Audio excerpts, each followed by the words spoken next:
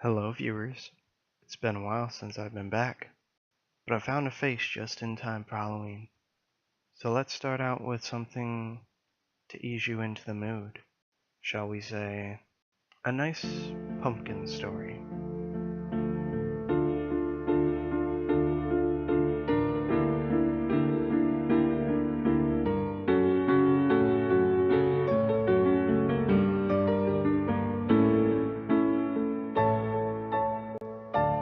I moved out on my own just a few months ago. My house is in a pretty decent neighborhood, and at 25 going on 26, I'm doing pretty good career-wise. Socially, however, I'm lacking.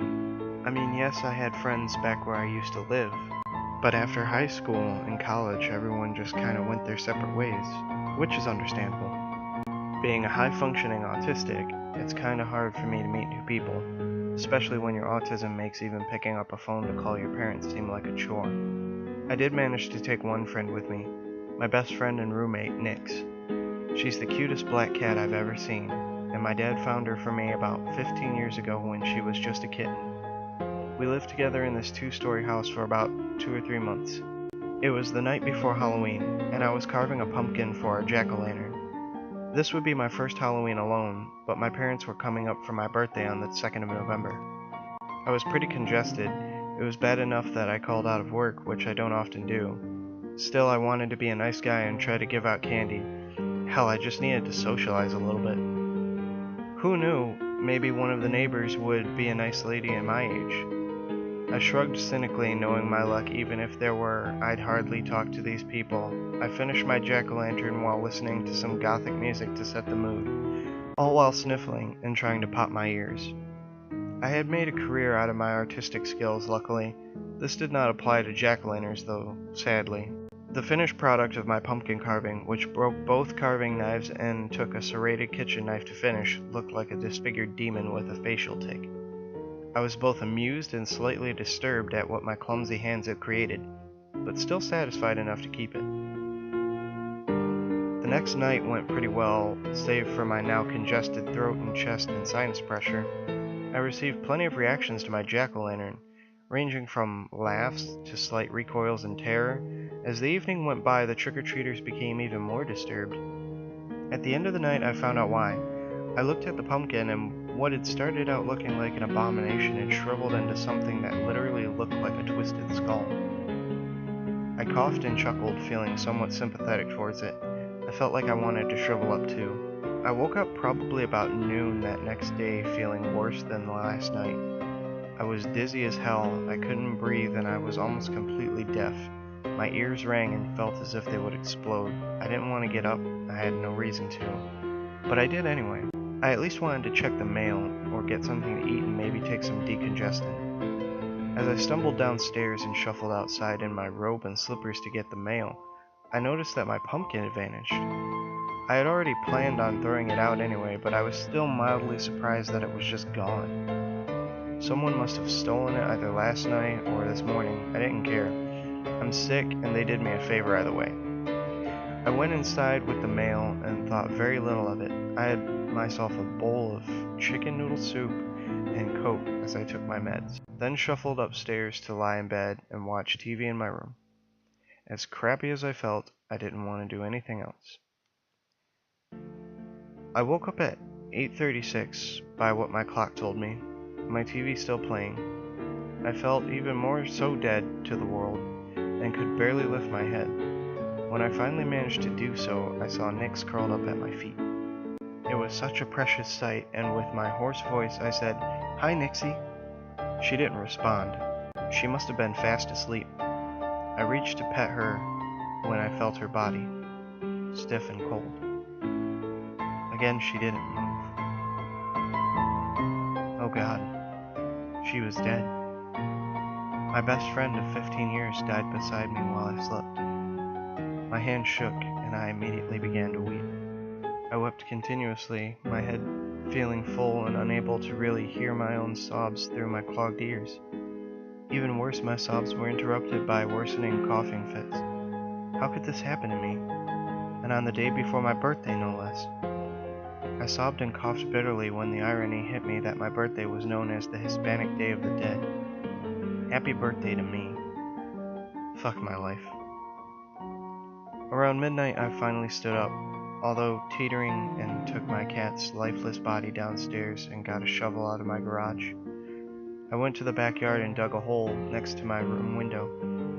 I placed a stone where I had buried her to mark her grave in memory of the best friend I ever had.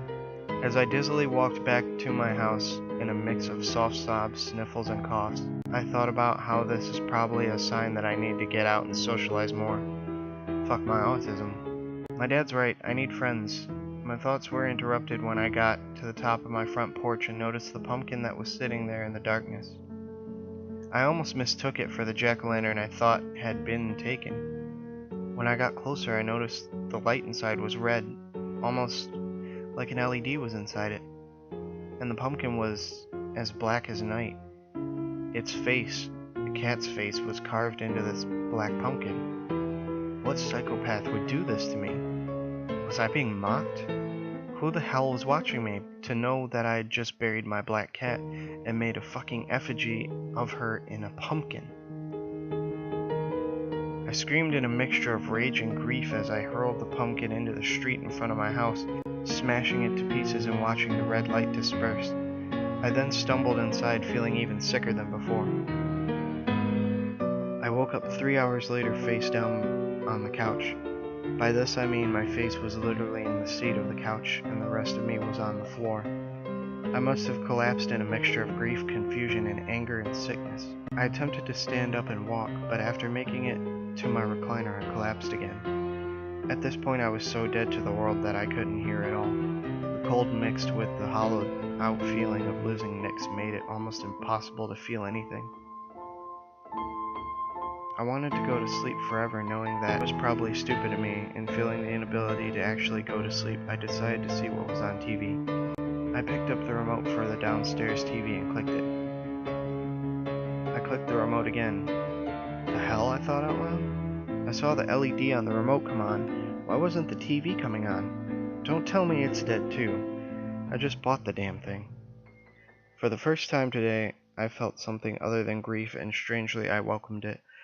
My frustration turned into slight amusement when I considered the thought that I might find another pumpkin on my porch, this time for my TV. Out of sheer curiosity, I decided to actually walk outside and check. I slowly and carefully stood up to counteract the light-headed feeling I had, and shuffled to the door. Sure enough, as soon as I opened the door, I saw a different shaped and colored pumpkin than before. I laughed my ass off. Even as screwed up as I felt, I laughed through the whole coughing fits. Whoever the psychopath was that was leaving pumpkins of who died on my porch, they sure had a sense of humor. I think the head cold made me a little delirious, because the situation should have been more unnerving, all things considered. After I stood back up from the cackling hoarsely and coughing, I noticed the pumpkin's skin color. It wasn't a color I normally saw in a pumpkin. It had a fleshy olive color to it. My stomach sank when I looked down at my arm and back to the pumpkin. It was my skin tone. I panicked, and the next thing I remember I was in front of the pumpkin as if I had just appeared there. The pumpkin was unlit, and with it being 3 a.m. I could barely make out what it was. Suddenly the inside of the jack-o'-lantern lit up, revealing to me what I had dreaded to see. It was my face. Oh no. Oh hell no. These pumpkins weren't markers of who died. They were warnings. Some serial killer must be marking his targets with jack-o'-lanterns or something. Shit.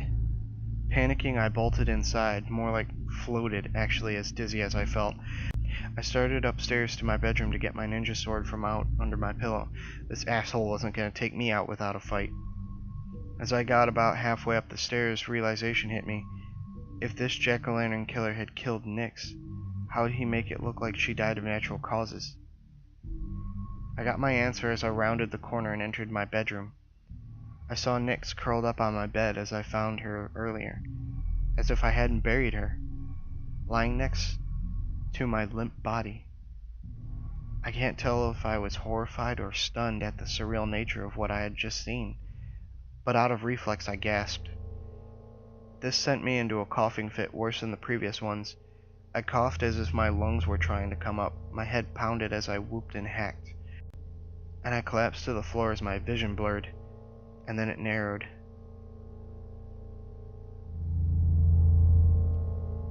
The obituary read, Leonard Timothy Schmidt, November 2nd, 1986, November 2nd, 2012.